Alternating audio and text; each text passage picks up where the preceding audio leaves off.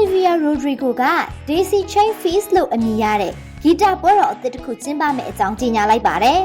။ဒီပွဲတော်ကို2026ခုနှစ် August လ29ရက်နေ့မှာ California ပြည်နယ် Irvine မြို့မှာရှိတဲ့ Great Park မှာတရက်တာကျင်းပသွားမှာပါ။အမျိုးသမီးဂီတပညာရှင်တွေကိုအဓိကဦးစားပေးထားတဲ့ပွဲတော်ဖြစ်ပြီးအမျိုးသမီးအဆိုတော်တွေနဲ့အမျိုးသမီးဦးဆောင်တဲ့တီးဝိုင်းတွေကြီးပဲဖျော်ဖြေကြမှာဖြစ်ပါတယ်။ရည်ရွယ်ချက်ကတော့အမျိုးသမီးအမှုပညာရှင်တွေကိုဂုဏ်ပြုဖို့နဲ့အမျိုးသမီးတွေမိန်းကလေးငယ်တွေကိုကူညီပေးနေတဲ့ပရဟိတအဖွဲ့တွေကိုပံ့ပိုးကူညီပေးဖို့ဖြစ်ပါတယ်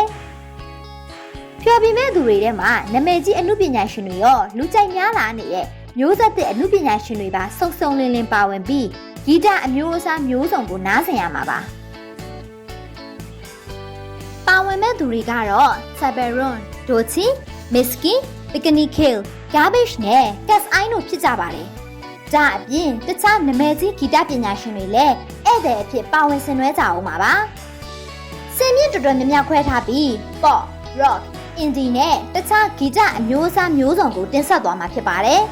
။ပွဲတော်ကနေရရှိတဲ့အသရေအမျက်ငွေအားလုံးကိုအမျိုးသမီးတွေနဲ့မိန်းကလေးငယ်တွေကိုပံ့ပိုးပေးနေတဲ့ပရဟိတအဖွဲ့တွေကိုလှူဒန်းသွားမှာပါ။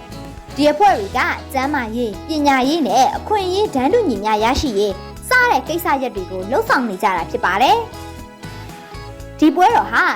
1990ပြည့်လွန်နှစ်တွေရဲ့နှောင်းပိုင်းကာလတုန်းက Sarah McLachlan စတင်ပြုလုပ်ခဲ့ပြီးအမျိုးသမီးတွေကိုပဲအဓိကဦးတည်ကျင်းပခဲ့တဲ့နာမည်ကြီး Lilith Fair ဂီတပွဲတော်ကနေစိတ်ကူးစိတ်တန်းရခဲ့တာလို့ Olivia Rodrigo ကပြောပါတယ်။ Olivia Rodrigo ကသူမအနေနဲ့ဂီတလောကကအမျိုးသမီးတွေကိုဂုဏ်ပြုပေးနိုင်တဲ့အပြင်မတူညီတဲ့မျိုးဆက်အသီးသီးကအမှုပညာရှင်တွေကိုတနေရာထဲမှာစူးစီးပေးနိုင်တဲ့ဟစ်ပေါ်ပွဲတော်တစ်ခုကိုဖန်တီးချင်ခဲ့တာလို့ဆိုပါတယ်။ဒီပွဲတော်ဟာအမျိုးသမီးအမှုပညာရှင်တွေကိုပေါ်လွင်စေသလိုတစ်ဖက်ကလည်းကောင်းမွန်တဲ့ပရဟိတလုပ်ငန်းတွေကိုတပြိုင်နက်တည်းပံ့ပိုးပေးနိုင်တာမလို့တကယ်ကိုကောင်းမွန်တဲ့အကြံဉာဏ်ကောင်းတစ်ခုဖြစ်ပါတယ်။